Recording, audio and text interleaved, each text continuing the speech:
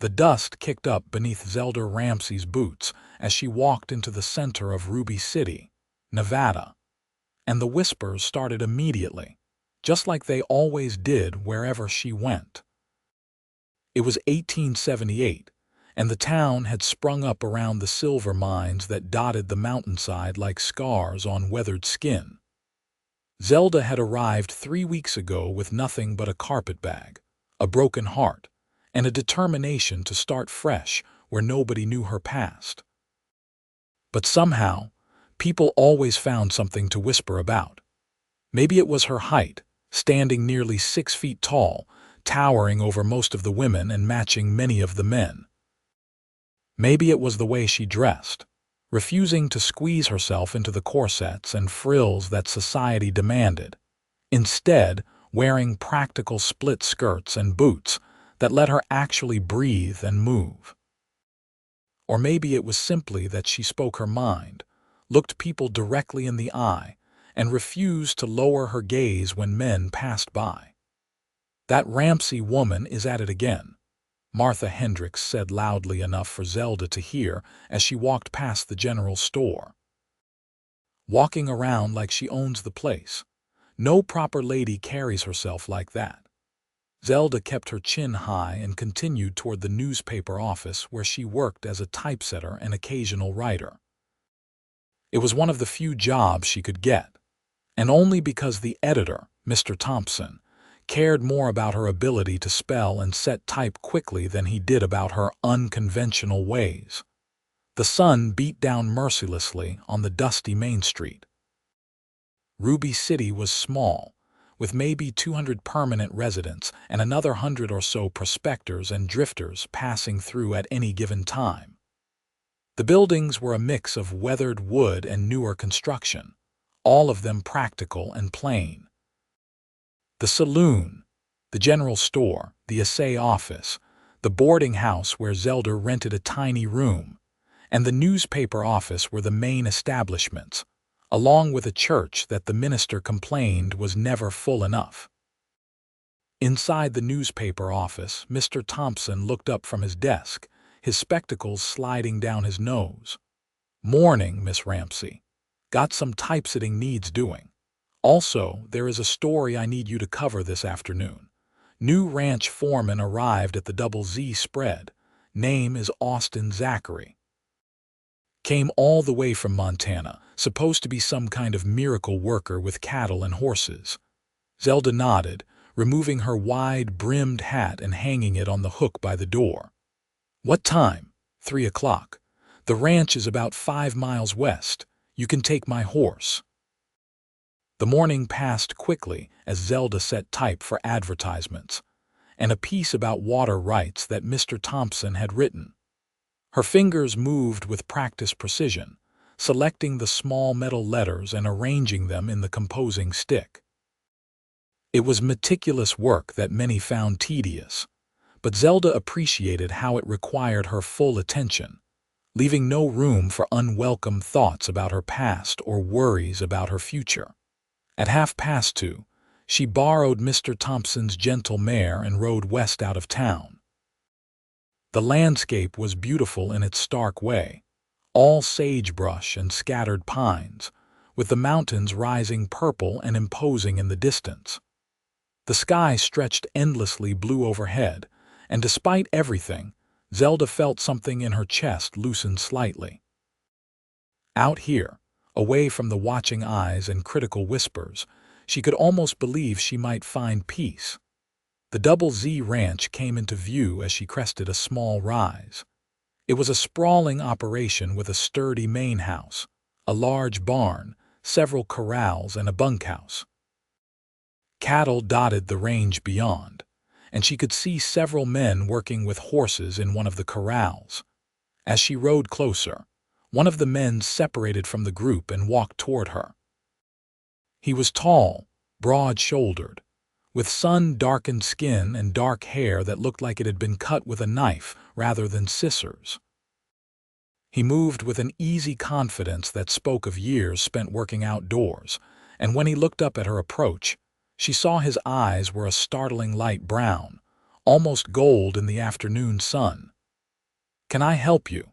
he called out, his voice deep and carrying easily across the distance. Zelda dismounted, leading the mare the last few yards. "I am looking for Austin Zachary. I am with the Ruby City newspaper."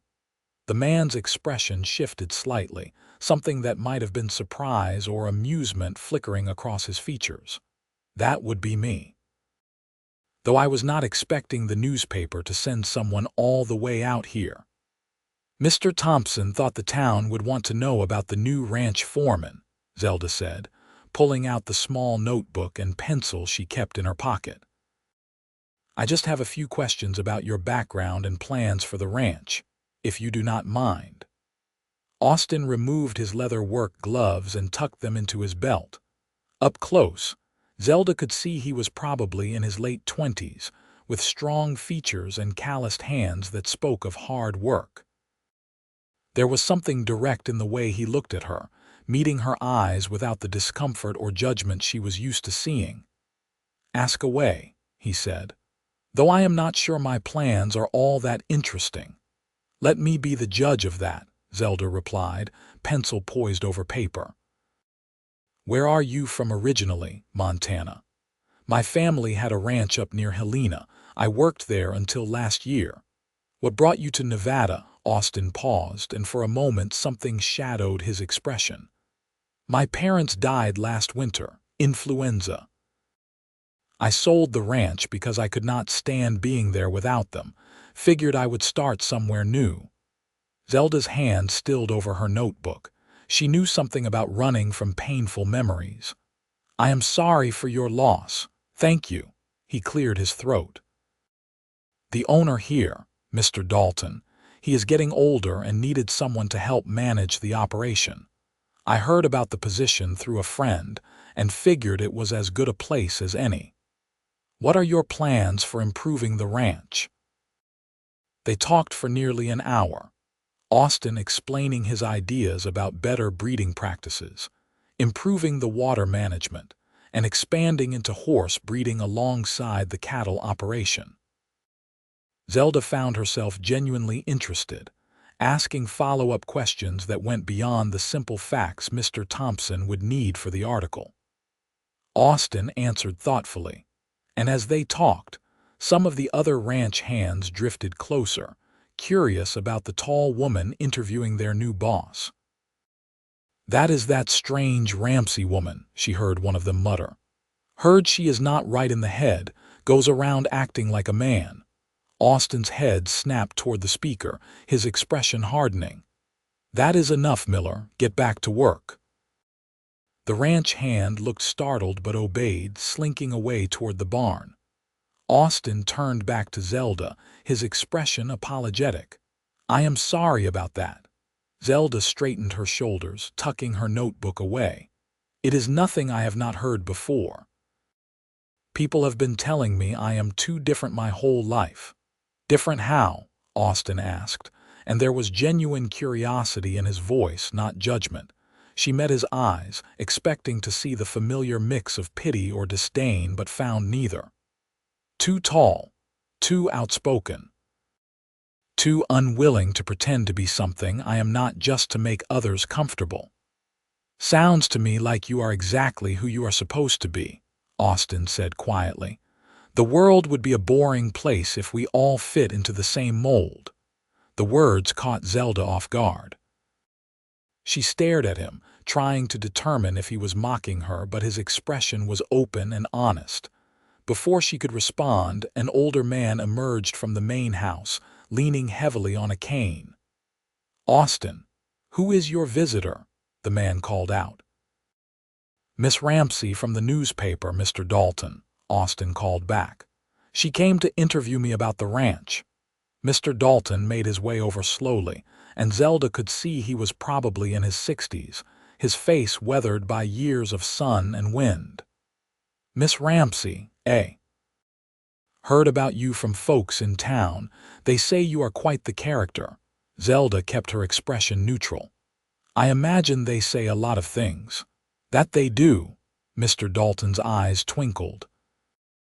Also heard you are the best typesetter Thompson has ever had and that you can outwrite most men when you put your mind to it. Glad to have you here. Austin, why do not you show Miss Ramsey around the place? Give her something good to write about."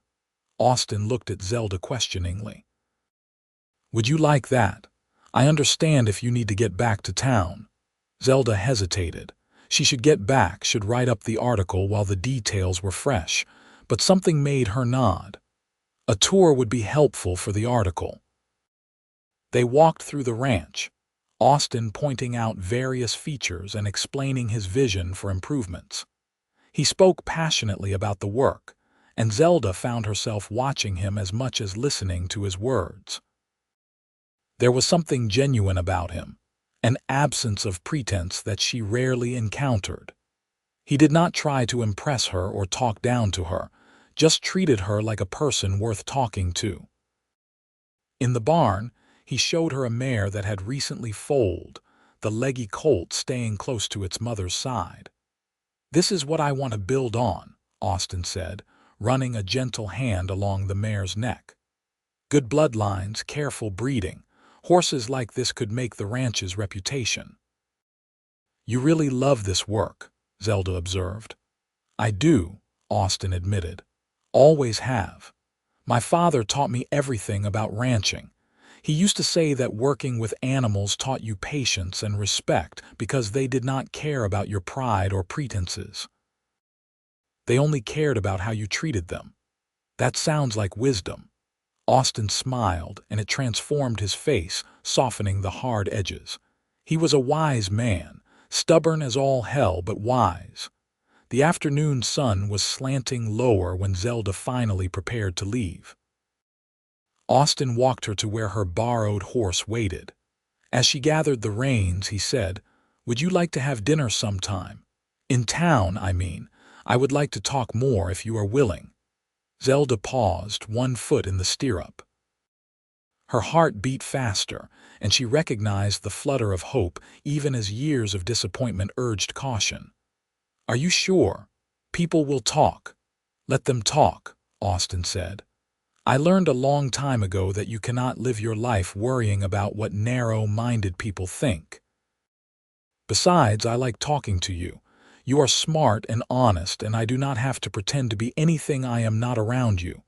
A smile tugged at Zelda's lips. "Then yes, I would like that. Friday evening, I could meet you at the restaurant at 7.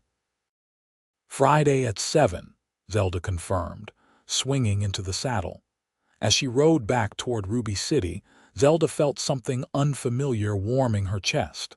It took her a few miles to identify it as happiness. The next few days passed in a strange mixture of anticipation and anxiety. Zelda wrote the article about Austin and the Double Z Ranch, trying to keep her writing professional and factual, even as her mind kept drifting to the way his eyes crinkled when he smiled. Mr. Thompson read the piece and pronounced it excellent, running it on the front page of the weekly edition. Meanwhile, word somehow spread that Zelda and Austin were having dinner together. Zelda suspected Martha Hendricks, who seemed to have an uncanny ability to ferret out gossip, might have seen them making plans at the ranch. "Are you sure about this?" asked Caroline Morris, one of the few women in town who had been friendly to Zelda. They were at the general store, and Caroline had pulled Zelda aside with genuine concern in her eyes. "Austin Zachary seems nice enough, but people are already talking." "People always talk," Zelda said tiredly. "If it is not about dinner with Austin, it is about my height or my clothes or the way I walk. I cannot live my life according to other people's expectations." Caroline squeezed her hand. "You are right. I just worry about you. I know how cruel people can be." "I appreciate that," Zelda said sincerely. Caroline was a widow with 2 young children, struggling to make ends meet with sewing and laundry work. She understood what it meant to be vulnerable to others' judgment. Friday arrived bright and clear. Zelda spent longer than usual getting ready, choosing her best dress, a deep blue that she had made herself. It was simple but well-fitted, and while it was not as elaborate as what other women wore, it suited her. She left her dark hair loose around her shoulders instead of pinning it up, and when she looked in the small mirror in her boarding house room, she thought she looked almost pretty. The restaurant was the nicest establishment in Ruby City, which was not saying much. It had actual tablecloths and served food that was not just beans and hardtack. Zelda arrived right at 7 and found Austin already waiting outside, cleaned up and wearing what were clearly his best clothes. His face lit up when he saw her. "You look beautiful," he said, and the sincerity in his voice made her blush. "Thank you. You clean up well yourself."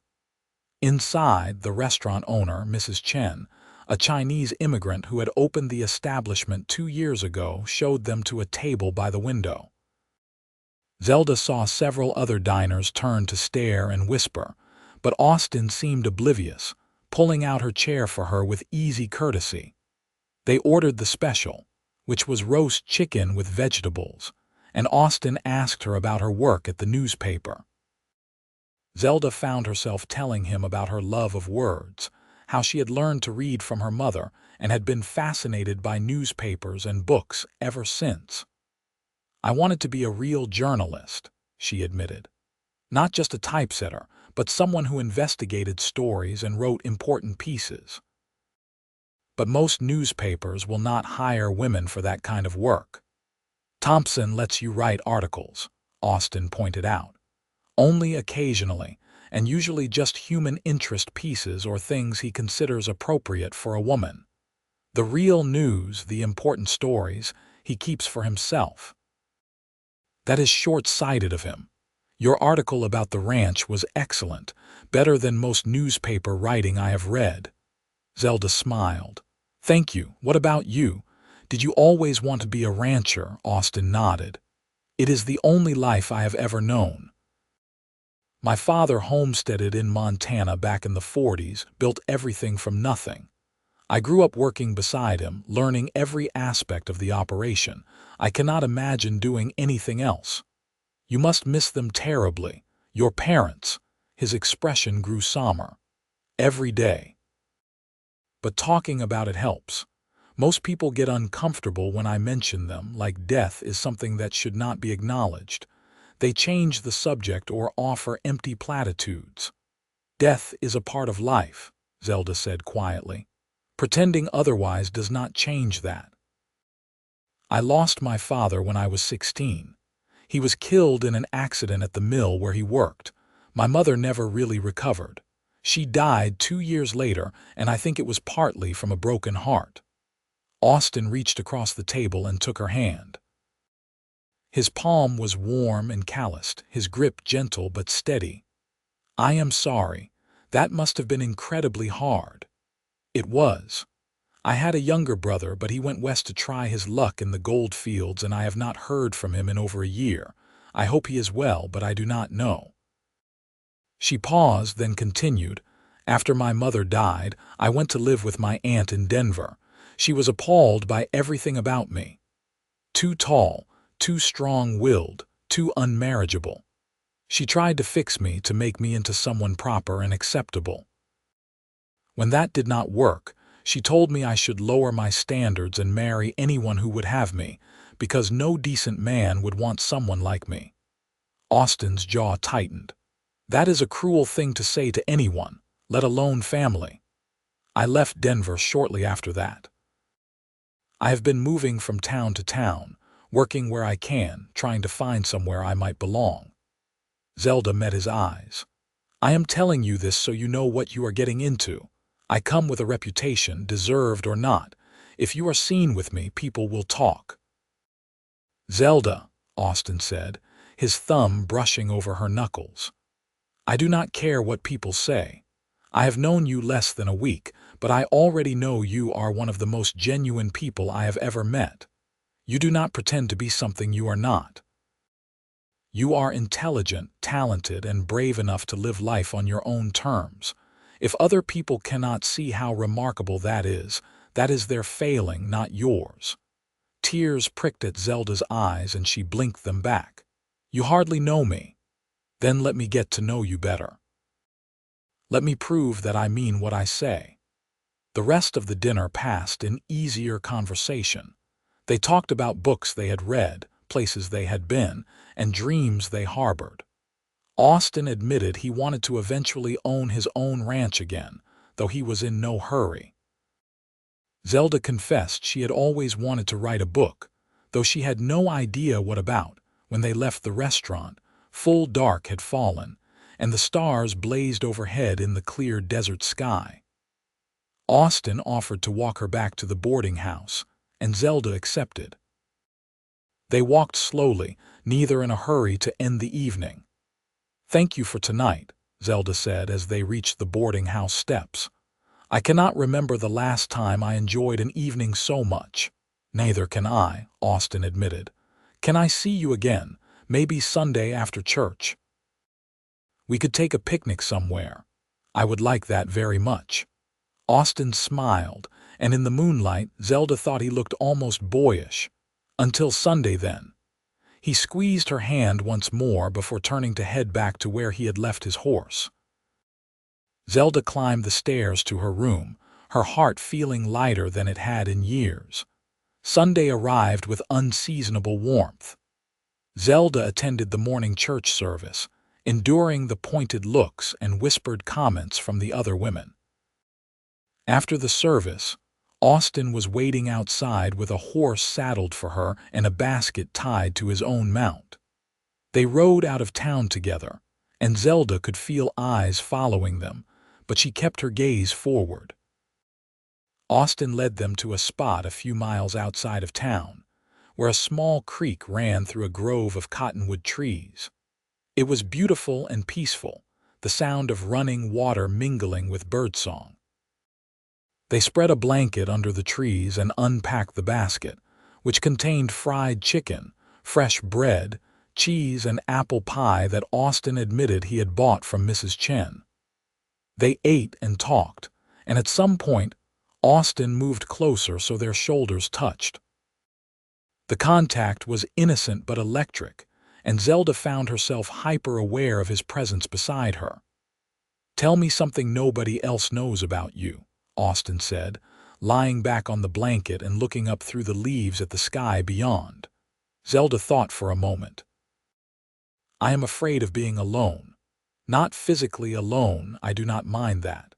But the idea of going through my whole life without finding someone who truly understands me, who sees me as I am and does not want me to be different, that terrifies me."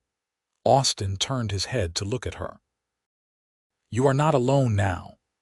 "I barely know you," Zelda protested, though her voice was soft. "Then we will get to know each other. I am not going anywhere, Zelda, not unless you tell me to." She met his eyes, seeing the sincerity there, and made a decision. She lay back beside him, close enough that their arms touched. "I do not want you to go anywhere." They stayed there for hours, talking and watching the clouds drift by. Austin told her about growing up in Montana, about the harsh winters and the satisfaction of building something with your own hands. Zelda told him about her childhood, the happy years before her father died, when her family had been whole and she had felt safe and loved. As the sun began to sink lower, they reluctantly packed up and rode back toward town. At the edge of Ruby City, Austin stopped his horse and turned to her. "I know this is fast," he said. "I know we have only known each other a short time, but I need you to know that what I feel for you is real." "You are not too different, Zelda. You are exactly what I need." Zelda's breath caught. "Austin, you do not have to say anything back. I just needed you to know." But Zelda found she did want to say something. "I feel it too, this connection between us. It scares me because it is so strong and so fast, but it is real. I know it is." Austin's smile was brilliant. He reached across the space between their horses and took her hand, raising it to his lips and pressing a kiss to her knuckles. The gesture was sweet and old-fashioned, and it made Zelda's heart race. Over the following weeks, they fell into a pattern. Austin would come to town twice a week, and they would have dinner or go for walks. On Sundays, they would take picnics to their spot by the creek. They talked about everything and nothing, learning each other's thoughts and dreams and fears. Austin told her about his hope to start his own ranch one day, to build something lasting. Zelda confessed her dream of traveling, of seeing more of the world than just dusty western towns. "We could do both," Austin said one Sunday afternoon as they sat by the creek, Zelda leaning against his shoulder. "Start a ranch somewhere beautiful and take trips to see the world. There is no law that says we have to choose one dream over another." "We?" Zelda questioned, her heart speeding up. Austin shifted so he could look at her directly. "Yes, we. Zelda, I am falling in love with you. I think I have been since the moment you rode up to the ranch with your notebook, and your direct questions and your refusal to be anything but yourself. I love your height and your strength and your brilliant mind. I love that you challenge me and make me think. I love that you do not expect me to be anything other than who I am. I love you." Tears spilled down Zelda's cheeks. "I love you too. I have been so afraid to admit it, afraid that this was too good to be true, that you would realize I really am too different and—" Austin silenced her with a kiss. It was their first, soft and sweet and full of promise. When they parted, both were breathless. "You are perfect exactly as you are," Austin whispered against her lips. "Do not let anyone, including yourself, tell you otherwise." They kissed again, deeper this time, and Zelda felt something inside her that had been locked away for years finally open. She had spent so long believing she was unlovable, that her differences made her wrong somehow. But Austin saw those same differences and loved her for them, not despite them. As summer faded into fall, their relationship deepened. Austin spoke to Mr. Dalton about his plans, and the older rancher gave his blessing and support. Austin began looking at property, planning for the future. He asked Zelda to help him, to share her opinions and ideas, treating her as a true partner. The town's reaction was mixed. Some people softened their attitudes, seeing how happy Zelda and Austin were together. Others doubled down on their criticism, spreading rumors and making snide comments. Martha Hendricks was particularly vocal in her disapproval. "It is unnatural," she proclaimed loudly at the general store one day when Zelda was there. "A woman like that, towering over a decent man, acting like she has a right to be courted like a normal woman. Mark my words, no good will come of it." Zelda had learned to ignore such comments, but Caroline Morris, who was also in the store, turned on Martha with unusual fire. "What makes you the judge of what is natural or decent? Zelda is worth 10 of you, Martha Hendricks. She is kind and hardworking and makes Austin happy. That is what matters." Martha huffed and left the store, and Zelda thanked Caroline with a hug. "Someone needed to say it," Caroline said firmly.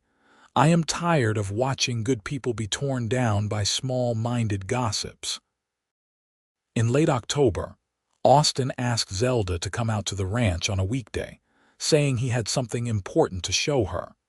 She arranged to take the afternoon off from the newspaper and rode out under a brilliant blue sky. Austin was waiting for her, and his barely contained excitement was evident. "Come with me," he said, helping her down from her horse and taking her hand. He led her beyond the main ranch buildings to a rise that overlooked a beautiful valley. A creek ran through it, and there were groves of trees and good grazing land. "This," Austin said, gesturing to the vista before them, "is ours. Mr. Dalton is selling me this section of the ranch.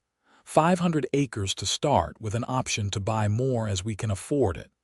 We can build our house here, start our own operation. That is, if you will have me." He turned to face her fully, taking both her hands in his. "Zelda Ramsey, I love you with everything I am. I want to build a life with you, a ranch, a family, a future. Will you marry me?" Zelda's vision blurred with tears. "Yes," she managed. "Yes, of course, yes." Austin whooped and picked her up, spinning her around despite her height matching his own. When he set her down, they were both laughing and crying, kissing each other with joy and relief and love. "I do not have a ring yet," Austin admitted. "I wanted to ask you first, make sure this is what you wanted before I presumed." "I do not need a ring," Zelda said. "I just need you." But Austin insisted on getting her a proper ring, and 2 weeks later he presented her with a simple gold band set with a small but perfect sapphire. It fit perfectly, and Zelda stared at it on her finger with wonder, still hardly believing this was her life now. They set the wedding for early December, wanting to be married before winter set in fully. There was much to do in preparation. Zelda sewed her own wedding dress with Caroline's help, a simple but elegant design in cream-colored silk that she had saved for months to buy. Austin worked with Mr. Dalton and some of the ranch hands to begin building their house on the property, wanting at least the basic structure completed before the wedding. The news of their engagement was met with the expected mix of reactions. Some townspeople offered genuine congratulations. Others were openly critical. The minister initially refused to perform the ceremony, saying that Zelda was not a proper Christian woman, but Mr. Dalton, who was a major contributor to the church, had a private conversation with him that changed his mind. Zelda tried not to let the criticism hurt her, but there were moments when the weight of others' disapproval felt crushing. One evening, about 2 weeks before the wedding, she broke down crying in Austin's arms. "What if they are right?" she sobbed. "What if I am wrong for you? What if my being different brings shame on you and ruins everything you are trying to build?" Austin held her close, one hand stroking her hair. "Zelda, listen to me. The only people who think you are wrong are people whose opinions do not matter. The people who matter, the people who see you for who you truly are, they know how extraordinary you are. Mr. Dalton thinks you are the best thing that ever happened to me. Caroline adores you. Even some of the ranch hands have told me how lucky I am. And I know I am lucky. I am the luckiest man alive because you chose to love me back." "But what about our children?" Zelda whispered. "What if they face cruelty because of me?" "Then we will teach them to be strong like their mother," Austin said firmly. "We will teach them that being different is not a flaw. It is a gift. We will teach them to judge people by their character, not by whether they fit into some narrow definition of normal. And we will love them fiercely, the way my parents loved me, the way I love you."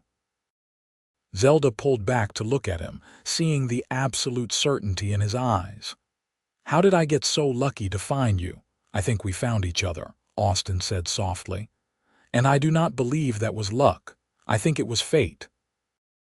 The wedding day arrived cold and crisp, the first snow of winter falling gently from a gray sky. The church was only half full, many townspeople choosing not to attend, but Zelda did not care. The people who mattered were there. Caroline sat in the front row with her children, dabbing at her eyes with a handkerchief. Mr. Dalton stood as Austin's best man, proud and beaming. Mr. Thompson attended, having grown fond of Zelda over the months she had worked for him. Zelda walked down the aisle alone, having no family to give her away, but she held her head high. She wore the dress she had made, her dark hair pinned up with the pearl combs that had belonged to her mother. She carried a simple bouquet of late-season wildflowers that Austin had picked for her that morning. Austin waited at the altar, and when his eyes met hers, the rest of the world fell away. He looked at her like she was the most beautiful thing he had ever seen, and she felt beautiful under his gaze. The ceremony was simple. They exchanged vows that they had written themselves, promising to love and cherish each other, to build a life together based on respect and partnership. When the minister finally pronounced them husband and wife, Austin kissed her with such tenderness that several people in attendance began crying. The reception was held at the restaurant, Mrs. Chen having prepared a feast. There was music and dancing, and Zelda found herself laughing more than she had in her entire life. When Austin pulled her into his arms for their first dance as husband and wife, she felt like she was floating. "Happy," he murmured into her ear. "Happier than I ever thought possible," she replied honestly. They spent their wedding night in the hotel in Ruby City, the nicest room available, though it was still modest by most standards. But Zelda did not care about the accommodations. All that mattered was Austin, the way he looked at her with love and desire, the way he touched her with reverence and passion, the way he whispered her name like a prayer. In the morning, they rode out to their new home.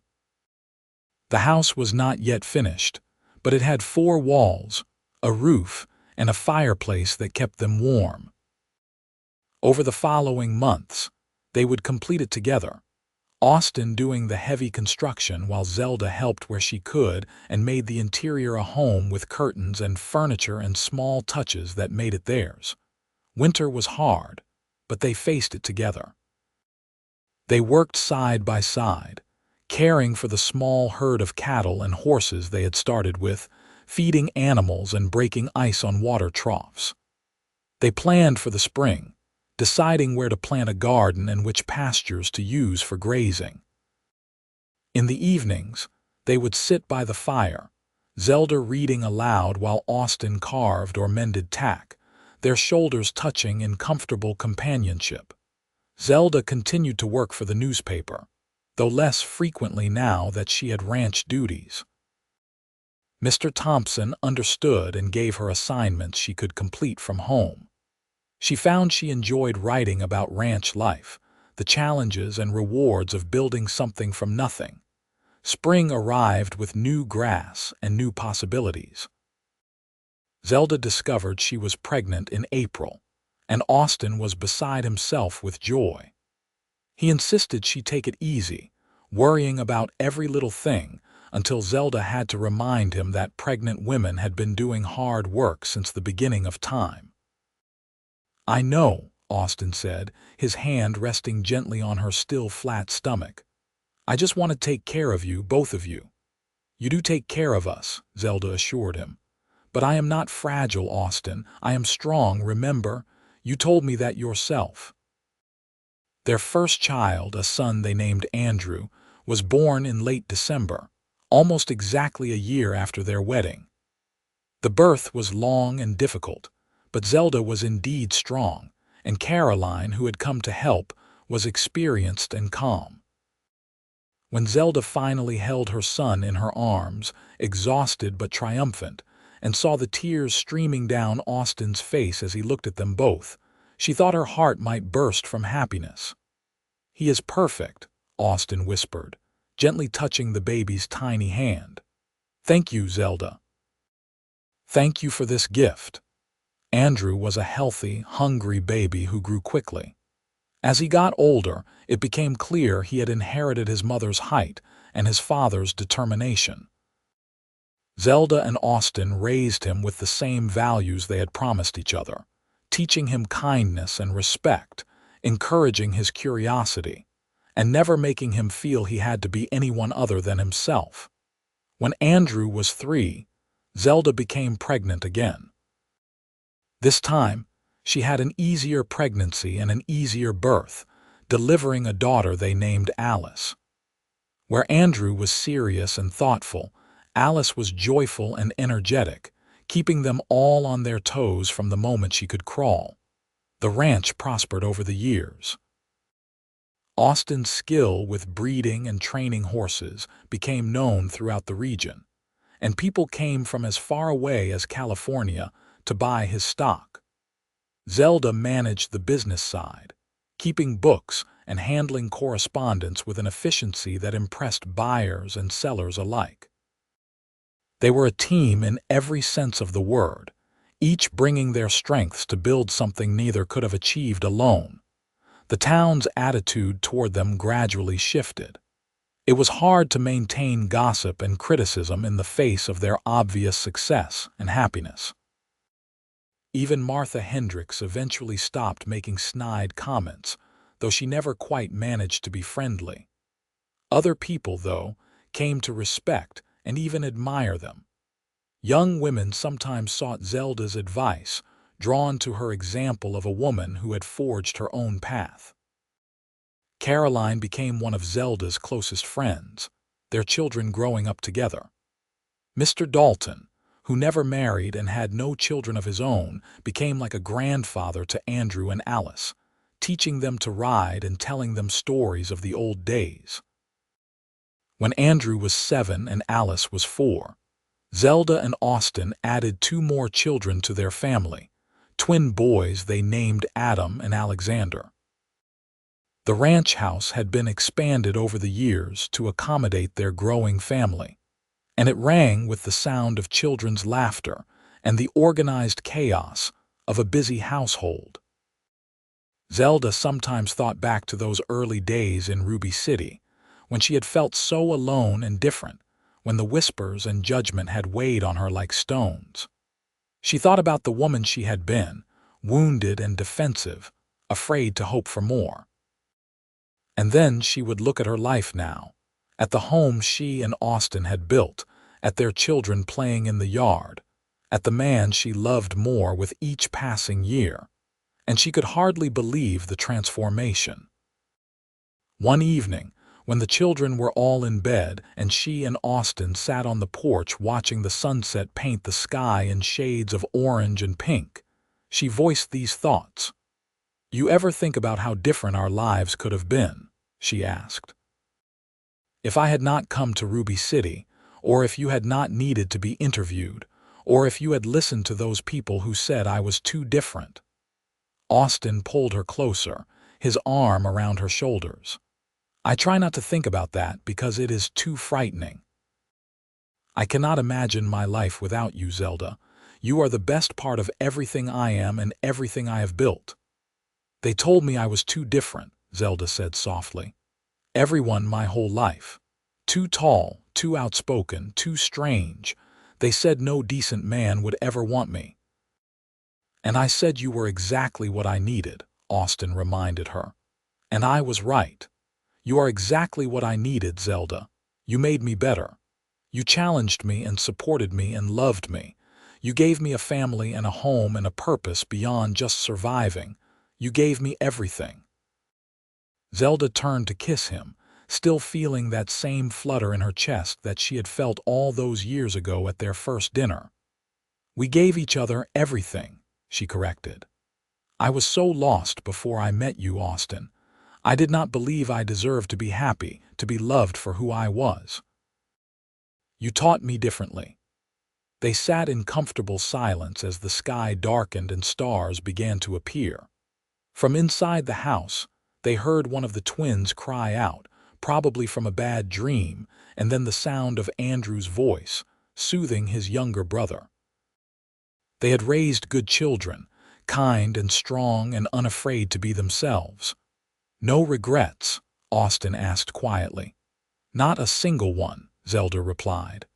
"Every hard moment, every cruel word, every lonely night led me here to you, to this life. I would do it all again in a heartbeat." As the years continued to pass, the Zachary Ranch became one of the most successful in the region. Austin's reputation as a horse trainer was unmatched, and Zelda's business acumen ensured they made smart investments and weathered economic downturns that destroyed other ranches. But more than their financial success, they were known for their kindness and fairness. They paid their ranch hands well and treated them with respect. They helped neighbors in need without expecting anything in return. They raised their children to value character over status, compassion over judgment. Andrew grew into a tall, thoughtful young man who shared his father's love of horses and his mother's love of learning. He eventually went to university to study veterinary medicine, then returned to the ranch to apply his knowledge. Alice inherited her mother's height and directness, becoming a teacher in Ruby City and fighting to improve education for all children, regardless of their background. The twins, inseparable as always, took over more and more of the ranch operations as Austin and Zelda aged, showing the same dedication and innovation their parents had demonstrated. Mr. Dalton passed away peacefully in his sleep when Andrew was 15, leaving his remaining land to Austin and Zelda in his will. He had been like family, and they mourned him deeply, but they also celebrated the life he had lived and the legacy he had left. They expanded the ranch onto his land, making the Zachary spread one of the largest in Nevada. Caroline remarried, a widower from a neighboring town, and found happiness again. She and Zelda remained close friends until Caroline's death from pneumonia when they were both in their 50s. Zelda grieved her friend deeply, but took comfort in having had such a meaningful friendship for so many years. As Zelda and Austin aged, they faced the challenges that came with growing older with the same partnership that had defined their marriage. When Austin injured his back in a fall from a horse, Zelda nursed him back to health with patient determination. When Zelda fell ill with a fever that terrified them all, Austin refused to leave her side until she recovered. On their 30th wedding anniversary, their children threw them a celebration at the ranch. People came from all over the region, friends and neighbors and business associates, filling the ranch house and spilling out into the yard. There was food and music and dancing, and toast after toast celebrating the couple who had built such a remarkable life together. That evening, when the guests had finally departed, and they were alone in the bedroom they had shared for 3 decades, Austin pulled Zelda into his arms. 30 years, he marveled. It feels like both forever and no time at all. I know what you mean, Zelda said, resting her head on his shoulder. She was in her 50s now, her dark hair streaked with silver, her tall frame a bit thinner than in her youth. But Austin still looked at her with the same love and desire he had shown on their wedding night. You remember what I told you that day at the creek before I proposed? Austin asked. You said a lot of things that day, Zelda replied with a smile. I told you that you were not too different, that you were exactly what I needed. Austin cupped her face in his hands, his own face lined now with age and weather and the marks of a life well lived. That is still true, Zelda. You are still exactly what I need. You always will be. Zelda felt tears prick her eyes. And you are exactly what I need. You saved me, Austin. You saw me when I felt invisible, valued me when I felt worthless. You loved me when I did not love myself. We saved each other, Austin said firmly. I was adrift after my parents died, going through the motions of living without really feeling alive. You changed that. You gave me purpose and joy and a reason to build something lasting. We saved each other, and we built something beautiful together. They made love that night with the tenderness and familiarity of decades together, each knowing exactly how to please the other, each cherishing the gift of another day, another night, another moment together. More years passed, bringing joy and sorrow in the measures that make up a life. They became grandparents, delighting in Andrew's children and then Alice's, spoiling the little ones and watching with pride as the next generation began to make their mark on the world. They mourned losses, celebrated victories, and continued to work side by side on the ranch they had built together. When Zelda was 62, she published a book, a memoir of her life and the lessons she had learned. It was not a bestseller, but it touched many people, particularly women who felt different or wrong, who needed to hear that they could find love and happiness and success, despite what others told them. She received letters from women all over the country, thanking her for her honesty and her courage, and she answered every one. Austin was immensely proud of her accomplishment, bragging to anyone who would listen about his brilliant wife.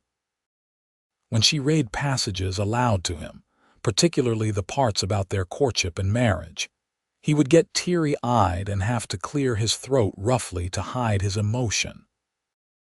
On a warm spring day, when Zelda was 68 and Austin was 70, they rode out to the creek where Austin had first told her he loved her.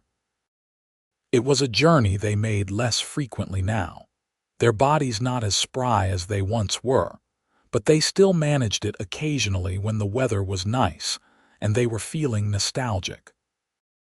They spread a blanket under the cottonwood trees, which had grown larger over the decades, and sat close together, watching the water flow past.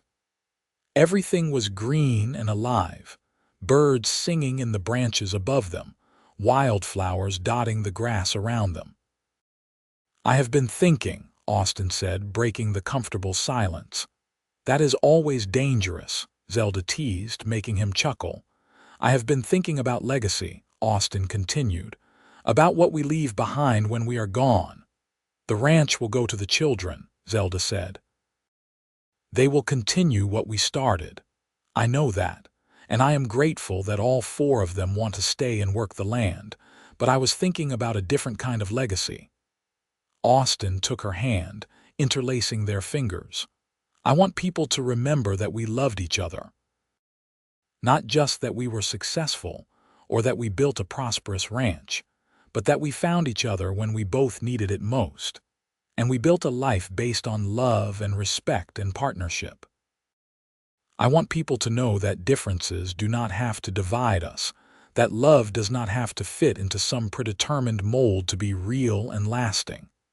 Zelda squeezed his hand, her eyes bright with tears. "I think people already know that, Austin.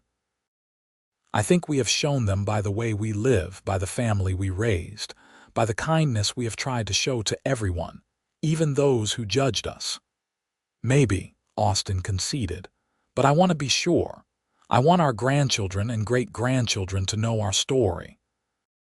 I want them to know that their grandmother was told she was too different, that people said she would never find love or happiness.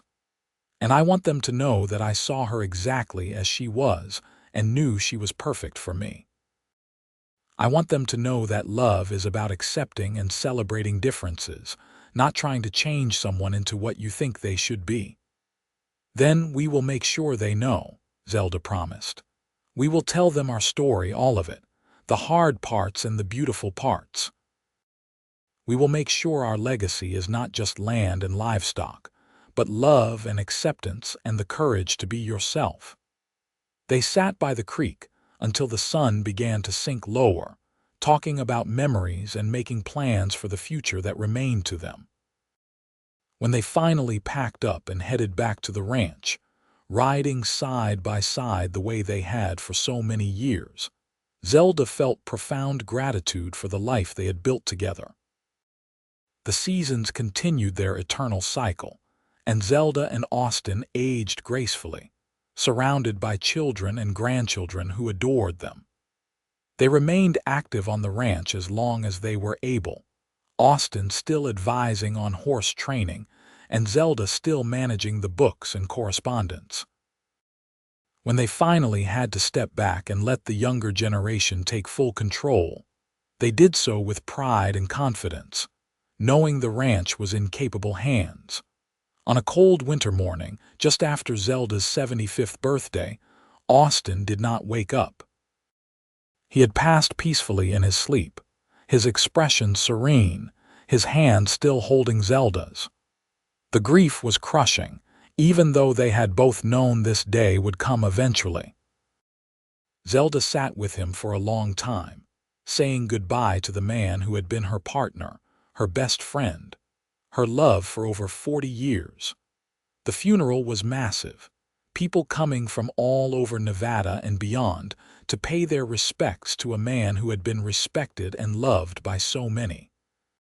But Zelda took the most comfort from her children, who held her close and reminded her that Austin's love lived on in them, in their children, in the ranch he had built, and the legacy he had left. In the months that followed, Zelda found herself often at the creek, sitting under the cottonwood trees and remembering.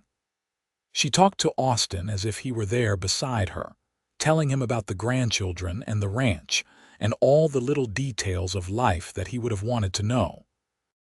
Sometimes she swore she could feel his presence, a warmth beside her, a comfort in the loneliness.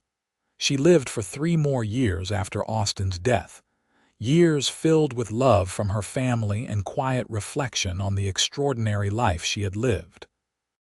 She finished a second book, this one a love letter to Austin and a testament to their marriage, completing it just weeks before her own death.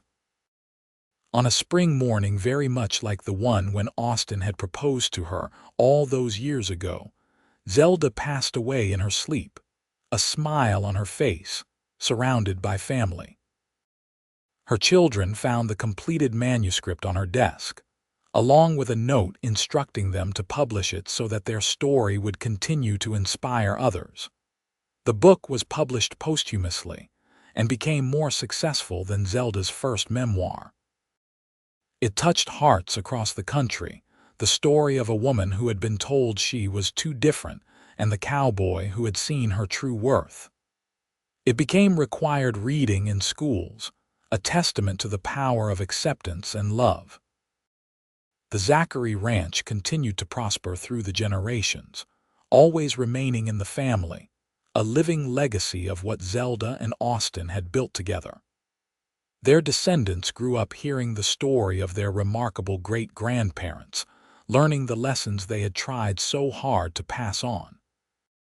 In Ruby City, which eventually grew into a larger town, a statue was erected in the town square.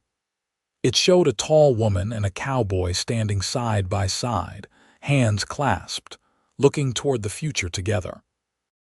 The plaque at the base read, "Zelda and Austin Zachary, who proved that love sees not differences but possibilities, and that 2 people brave enough to be themselves can build something extraordinary together."